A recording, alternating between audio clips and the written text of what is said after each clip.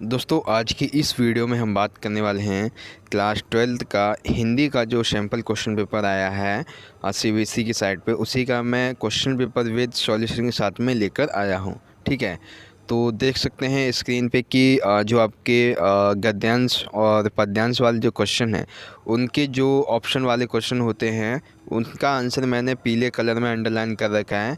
ठीक है, बाकी के जो बड़े बड़े आपके प्रश्न हैं और जो आपके वैसे वाले प्रश्न हैं मतलब कि जो व्याकरण वाले प्रश्न हैं उन सभी का आंसर आप यहाँ पे स्क्रीन पे देख सकते हैं। इस तरह से मैंने सभी का आंसर यहाँ पे लिखा हुआ है। ठीक है, तो स्क्रीन पे देख सकते हैं इस तरह से सभी प्रश्नों के आंसर मैंने लिखे हुए हैं। तो चलिए वीडियो को स्टार्ट करते हैं बिना किसी टाइम वेस्ट किए हुए।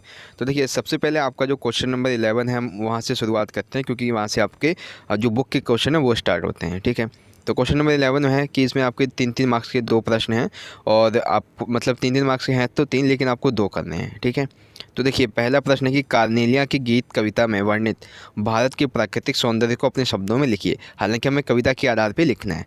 तो देखिए, जयशंकर प्रसाद जी ने भारत की बहुत सारी विशेषताओं को ये संकेत किया है। सबसे पहली विशेषता ये है, भारत पर सूर्य की किरण सबसे पहले पहुंचती है।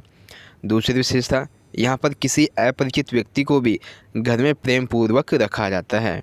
यहाँ का प्राकृतिक सौंदर्य अद्भुत है और अद्वितीय है, क्योंकि यहाँ के नदियाँ, तालाब, झील, पहाड़ हर एक चीज़ है। यहाँ के लोग दया, करुणा और सहानुभूति भावनाओं से भरे हुए हैं। भारत की संस्कृति महान है। क्यों महान है? इन सभी की वजह से। ठीक है, उसके बाद इसमें हमारा जो प्रश्न नंबर तीसरा है वो मैंने उठाया है 2 प्रश्नों के लिए। राम वन गमन के पश्चात कौशल्या की स्थिति का वर्णन कीजिए। ठीक है, तो देखिए, राम के वन गमन जाने के बाद उनकी माँ उनकी वस्तुएं देखकर भाव विभोर हो जाती थी। उनका स्नेह आंसुओं के रूप में आंखों में छलक पड़ता था। उन्हें राजभवन में तथा राम के भवन में राम ही दिखाई देते थे। उनकी आंखें हर स्थान पर राम को देखती थीं, और जब उन्हें इस बात का स्मरण आता कि राम उनके पास नहीं है, वह 14 वर्ष के लिए उनसे दूर कहीं वन चले गए, तो वे इस चित्र के समान चकित स्तब्ध रह जाती, जैसे मानो कि राम मतलब क्या हो गया हो। ठीक है, राम से जुड़ी वस्तु को नेत्र से लगा लेती हैं। वह इतनी व्याकुल हो जाती हैं कि उन्हें स्वयं की सुध नहीं रहती। पुत्र के कष्टों का भान करते हुए वे और भी दुखी हो जाती हैं। ठीक है, तो 2 प्रश्नों का आंसर हमने दे दिया है, इस तरह से आपको आंसर लिखना है। अब आता है क्वेश्चन नंबर 12। क्वेश्चन नंबर 12 में आपके 2-2 मार्क्स के सारे प्रश्न हैं। ठीक है, तो इसमें से पहला प्रश्न है कि विद्यापति की नायिका पर कोयल और भौरे का प्रभाव किस प्रकार पड़ता है, वो बताना है। तो देखिए, कोयल और भौरे को कलरव का कलरव यानी कि जो गूंज होती है, जो आवाज़ होती है उस वहाँ वो बताया गया है। तो कोयल और भौरे की आवाज़ जो है, ठीक है, वो जो सुगंध है, तो उसका कलरव नायिका पर प्रतिकूल प्रभाव पड़ता है। कैसे? कोयल का मधुर स्वर और भौरों का गुंजन नायिका को उसके प्रेमी की याद दिला देते हैं। वह अपने कानों को बंद करके इनके कलरव को सुनने से बचना चाहती है, परंतु ये आवाज़ें उसे फिर भी सता रही थीं। क्यों? क्योंकि परदेश के प्रियतम की उसे याद आने लगी थी, और आपको पता है कि वृहग्नि में उसे वैसे ही बहुत जलाए हुए थे, और ये कलरव उसे और भी जला रहे थे। इसलिए तो इस तरह से विद्यापति की जो नायिका है कोयल और भौरे का उस पर क्या प्रभाव पड़ा। ठीक है, दूसरा है कि वसंत के आने की सूचना कवि को कैसे मिलती है। तो देखिए, कवि फुटपाथ पर चलते हुए प्रकृति में आए परिवर्तनों को देखता है, तब उसे ज्ञात होता है कि वसंत आ गया है। उसे चिड़िया की कूक, पेड़ों से गिरे पीले पत्ते तथा गुनगुनी ताज़ा हवा वसंत के आगमन की सूचना देता है।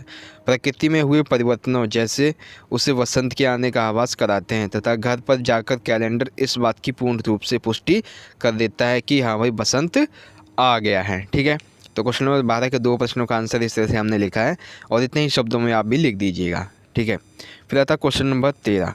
क्वेश्चन नंबर 13 में प्रश्न पूछा गया है पहला कि रामचंद्र शुक्ल की हिंदी साहित्य के प्रति झुकाव किस तरह से बढ़ता गया, वो आपको बताना है। हालांकि मैंने प्रश्न का आंसर बहुत बड़ा लिख रखा है, लेकिन आपको इसमें से अगर आप 5 से 6 लाइन भी लिख देंगे तो भी आपको पूरे के पूरे 3 मार्क्स मिल जाएंगे। तो देखिए, आंसर क्या है कि लेखक के पिता फारसी के ज्ञाता थे तथा हिंदी प्रेमी भी थे। उनके घर में भारतेंदु रचित हिंदी नाटकों का वाचन हुआ करता था। रामचरितमानस तथा रामचंद्रिका का भी सुंदर वाचन होता था। पिता के द्वारा लेखक को बचपन से ही साहित्य से परिचय करवा दिया गया था।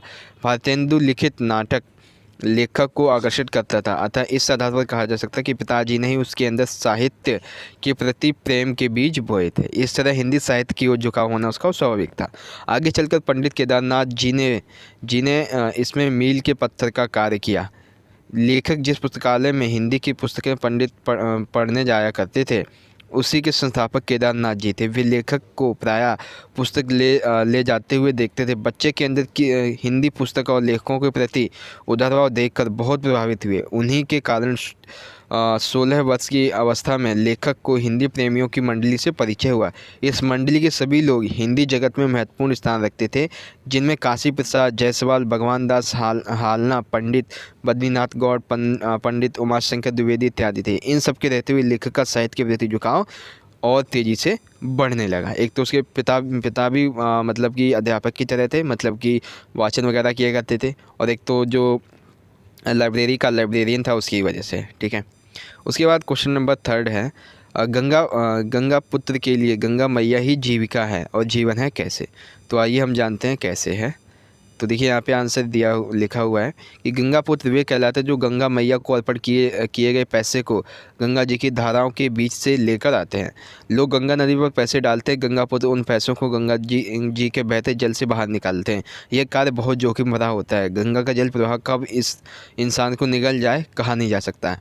इस काम में जितना जोखिम है उतनी कमाई नहीं है, लेकिन उनके पास कोई चारा नहीं है। उन्हें विवश होकर ये कार्य करना पड़ता है। इस आधार पर हम कह सकते हैं कि उनका जीवन परिवेश बहुत अधिक अच्छा नहीं है। 2 वक्त की रोटी मिल जाए यही उनके लिए काफ़ी है और यही उनकी जीविका है। ठीक है, तो आपको पता चला कि गंगा पुत्र के लिए गंगा मैया ही जीविका और जीवन है कैसे। उसके बाद हम बात करते हैं क्वेश्चन नंबर 14 की। क्वेश्चन नंबर 14 में भी आपके 2-2 मार्क्स के प्रश्न हैं और ये आपकी जो कविता है उससे लिए गए हैं। ठीक है, तो देख सकते हैं कि इसमें आपके पहला प्रश्न है, आदमी जुड़ेंगे तो पेड़ जीवित रहकर क्या करेंगे, कथन का ऐसे स्पष्ट कीजिए। दूसरा है, राजा ने प्रजा को आंख बंद करने के लिए क्यों कहा। तो सबसे पहले हम पहले प्रश्न का आंसर देखते हैं। पहले प्रश्न का आंसर ये है, प्रकृति तथा मनुष्य का बहुत गहरा संबंध है। मनुष्य सदैव से ही प्रकृति के साथ तालमेल बिठाकर जीता आया है। अतः यदि मनुष्य दुखी होता है तो इसका असर प्रकृति पर भी पड़ता है। पेड़ और मनुष्य का रिश्ता सदियों से एक साथ रहा है। पेड़ों ने मनुष्य सभ्यता को बढ़ाया ही नहीं बल्कि उनका पालन पोषण भी किया है, क्योंकि हमें खाने पीने के लिए फल फ्रूट, ठीक है, और लकड़ियाँ भी हमें पेड़ों से ही मिलती हैं। अतः जब मनुष्य ही अपने परिवेश से हटा दिए जाएंगे तो पेड़ कैसे प्रसन्न रह सकेंगे। यही कारण है कि आदमी के उजड़ने पर पेड़ों का जीवित रहना संभव नहीं है। फिर दूसरा था कि राजा ने प्रजा को आंख बंद करने के लिए क्यों कहा। तो दूसरा प्रश्न है, राजा ने जनता को ऐसा हुक्म इसलिए दिया ताकि लोग राजा के अत्याचार, शोषण तथा दोहन के प्रति उपेक्षित हो जाएं। इस तरह वह लोगों का मनचाहा शोषण कर उनसे अपने कार्य करवाता रहे। इस तरह वह लोगों का मनचाहा प्रयोग कर रहा था। दूसरे, वह लोगों की एकता की शक्ति को समाप्त कर रहा था। यदि लोगों की आंखें खुली रहती तो शायद वे अन्याय के विरुद्ध आवाज़ उठाते और अशांति व्याप्त हो जाती। शांति के बहाने से उन्हें सत्य दिखाने से रोका जा रहा था। ठीक है, तो पहला प्रश्न था कि आदमी उजड़ेंगे तो पेड़ जीवित रहकर क्या करेंगे, कथन का आशय स्पष्ट करना था। दूसरा था, राजा ने प्रजा को आंख बंद करने के लिए क्यों कहा। तो इन दोनों प्रश्नों का आंसर हमने देखा, इस तरह से आपको लिखना है। ठीक है, उसके बाद एक इसमें तीसरा प्रश्न भी हमने लिया है, वो ये है कि बालक द्वारा लड्डू मांगे जाने पर लेखक को अच्छा क्यों लगा। तो लेखक को अच्छा क्यों लगा जब बालक के द्वारा लड्डू मांगे गए, तो वो उस प्रश्न का आंसर यहाँ पे देखिए, यहाँ पे बताया जाएगा। लेखक का जब बालक से परिचय हुआ तो उसे वह सामान्य बच्चों जैसा ही लगा, परंतु उसका अपनी उम्र से अधिक गंभीर विषयों पर उत्तर देना लेखक को दुखी कर गया। वह समझ गया कि पिता के द्वारा उसकी योग्यता को इतना अधिक उभारा गया है कि उसने अपने बालक का बालपन तथा बालमन दम तोड़ चुका है। पिता ने उसे उम्र से अधिक विद्वान बनाने का प्रयास किया है, जिसमें एक बालक पिसकर रह गया। एक बालक के विकास के लिए शिक्षा बहुत आवश्यक है, परंतु वह खेलकूद और जीवन के छोटे सुखों को छोड़कर उसमें घुल जाए, ये तो गलत बात है। तो ऐसी स्थिति से बचे और समाज के लिए एक सुखकारी नहीं, जो कि समाज के लिए सुखारी नहीं है। इस तरह हम उसका बचपन समाप्त कर रहे हैं। लेखक के अनुसार पिता तथा उनके साथ बैठे लोग इस प्रयास में सफल भी हो गए थे। जब इनाम में बच्चे ने लड्डू मांगा तो लेखक ने सुख की सांस भरी। एक बालक के लिए स्वाभाविक बात थी, उससे यही मांगना चाहिए था और उसने मांग ली और उसने मांगा भी। उसे विश्वास हो गया कि पिता पिता तथा अन्य लोग अपने अपने इस प्रयास में सफल नहीं हो पाए। अब भी बालक के अंदर विद्यमान उसका बचपन जिंदा है, वह अब भी अपनी उम्र से आगे नहीं निकला है। यह स्थिति लेखक के लिए सुखदायी है। ठीक है, तो आपको पता चला कि बालक द्वारा लड्डू मांगे जाने पर लेखक को अच्छा क्यों लगा, ये उसका आंसर था। हालांकि ये मैंने 5 नंबर का आंसर बताया आपको, लेकिन आप इसमें से 3 से 4 लाइन भी लिखेंगे तो यह भी आपको पूरे के पूरे मार्क्स मिल जाएंगे। ठीक है, तो अब हम चलते हैं, हमारे जो प्रश्न आते थे।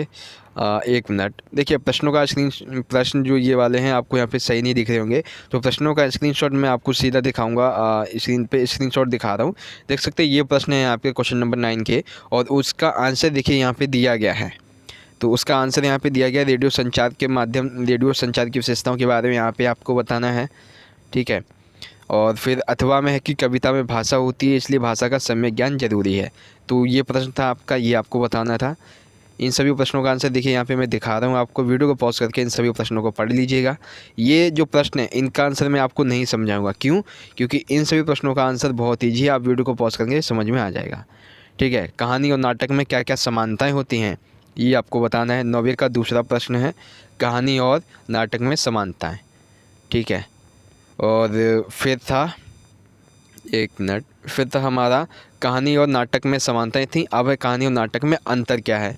तो अंतर क्या है ये आपका प्रश्न था, वो उसका भी आंसर देख लीजिए। यानी कि आपके एक प्रश्न में 4 प्रश्न है, चारों में से आपको कोई 2 करने हैं। ठीक है, उसके बाद है क्वेश्चन नंबर 10 है कि समाचार लेखन से संबंधित है कि उल्टा पिरामिड शैली क्या होती है, विशेष लेखन किसे कहते हैं, समाचार पत्र में विशेष लेखन की भूमिका स्पष्ट कीजिए, स्तंभ लेखन से आप क्या समझते हैं, टिप्पणी कीजिए, फीचर क्या है या कैसे लिखा जाता है।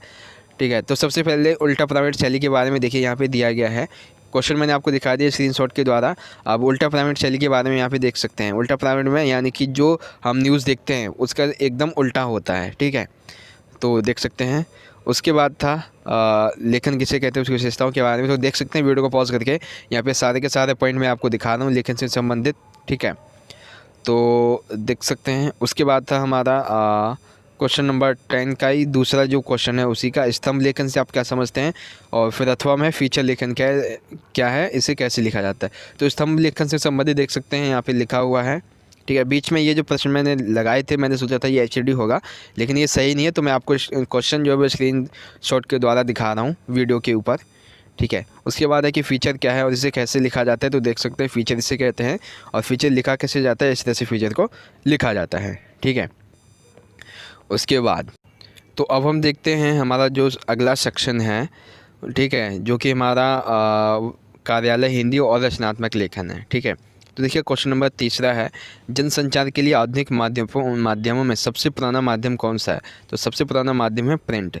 दूसरा है दृश्य श्रव्य प्रिंट जनसंचार माध्यम का उदाहरण हो सकते हैं टीवी, रेडियो और समाचार। दृश्य टीवी, श्रव्य रेडियो और समाचार पत्र प्रिंट। ठीक है, और फिर 3rd क्वेश्चन है, इंटरनेट पत्रकारिता आजकल बहुत लोकप्रिय है, क्यों? क्योंकि इसमें खबरें बहुत तीव्र गति से पहुंच जाती हैं। ठीक है, उसके बाद है 4th है कि फ्रीलांसर क्या होता है। तो फ्रीलांसर एक स्वतंत्र पत्रकार होता है।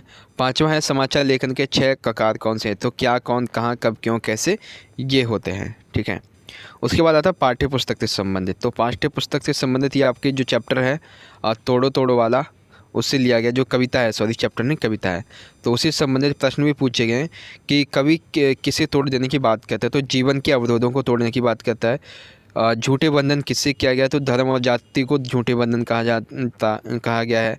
धरती किसका प्रतीक माना जाता है, तो धरती को मन का प्रतीक माना गया है। ठीक है, जिससे उगती दूब है, पंक्ति में दूब क्या है, सृजन है। ठीक है, और मन में ऊब होने से क्या रहेगा, अधूरी रचना रहेगी। ठीक है, तो क्वेश्चन नंबर 4 के आंसर आपको पता चले, जो आपकी कविता है उससे संबंधित प्रश्न थे। ठीक है, उसके बाद क्वेश्चन नंबर 5 है, ये भी आपका जो गद्यांश से उससे लिया गया है, यानी कि चैप्टर से लिया गया है, तो इससे पढ़ लीजिएगा। आंसर देखिए, भारत की सांस्कृतिक विरासत किस में निहित है। तो भारत की सांस्कृतिक विरासत रिश्तों में निहित है। ठीक है, 4th है गद्यांश में किसके मिथक संसार की बात की गई। तो भारत के मिथक संसार की बात की गई है। तीसरा, रिश्तों की अदृश्य लिपि से आप क्या समझते हैं। तो रिश्तों की आदर्श लिपि मनुष्य और प्राकृतिक संबंध को दर्शाती है। चौथा है मनुष्य और भूगोल के बीच संतुलन से क्या अभिप्राय है। तो पर्यावरण और मनुष्य का संबंध यहाँ पे बताया गया है। ठीक है। भारत में पर्यावरण का प्रश्न किससे संबंधित है। तो भारत में पर्यावरण का प्रश्न संस्कृति से संबंधित है। ठीक है। उसके बाद हमारी जो पाठ्य पुस्तक है उससे संबंधित प्रश्न है। तो देखिए पहला प्रश्न है कि चूल्हा ठंडा किया होता तो दुश्मनों का कलेजा कैसे ठंडा होता। पंक्ति में चूल्हे ठंडा करने का अर्थ क्या है। तो इसमें है चूल्हे की आग को बुझा देना। ठीक है। उसके बाद है सैलानी किसे कहते हैं। तो सैलानी पर्यटन को कहते हैं। तीसरा है महाद्वीप कौन होता महीप कौन था। तो महीप भूप दादा का बेटा था। ठीक है। क्वेश्चन नंबर 4 है आरोहण कहानी की मूल संवेदना क्या है। तो आरोहण कहानी की मूल संवेदना है पर्वतीय लोगों की संघर्षमयी ज़िंदगी के बारे में। पांचवा है लेखक ने माँ की तुलना बतख से क्यों की है। क्योंकि लेखक ने माँ की तुलना बतख से इसलिए क्योंकि जैसे बतख के बच्चों के प्रति प्रेम होता है वैसे ही माँ का भी बच्चों के प्रति प्रेम होता है। ठीक है। उसके बाद है कोइयाँ किससे कहते हैं। तो कोइयाँ जो है वो कुमुद के कहते हैं। सातवां है औद्योगिकरण के विकास का प्रभाव हमारी नदियों पर किस प्रकार पड़ रहा है। तो इस प्रकार से पड़ रहा है कि हमारी जो नदियां हैं वो दूषित होती जा रही हैं। ठीक है। तो ये प्रश्नों का आंसर आपको पता चला। अब हम चलते हैं सीधा हमारा जो प्रश्न है ये वाले अपठित गद्यांश वाले जो प्रश्न हैं और पद्यांश वाले प्रश्न हैं उनकी तरफ। तो देखिए गद्यांश ही आपका दिया हुआ था। ठीक है। इस गद्यांश को आप वीडियो को पॉज करके चाहते हो पढ़ सकते हैं, अदरवाइज़ आप इसे सीबीएसई के साइट से डाउनलोड करके भी पढ़ सकते हैं। तो इनके प्रश्नों का आंसर देखिए यहाँ पे मैंने लगाया हुआ है। हम शायद कलम कहीं रखी है यह भूल जाएं, पर यह नहीं भूलते कि उर्दू क्लास के मौलवी साहब पान कैसे चबाते। प्रस्तुत पंक्तियों को क्या भाव। तो ये है शिक्षकों के हाव भाव स्मृति पटल पर स्थायी प्रभाव छोड़ देते हैं। दूसरा, किसी चीज़ की पैरोडी कब लिखी जाती है। जब हम किसी संदर्भ का कार्य केवल उपहास करना चाहते हैं तब। तीसरा है हिंदी साहित्य में स्मरणों की स्थिति कैसी है।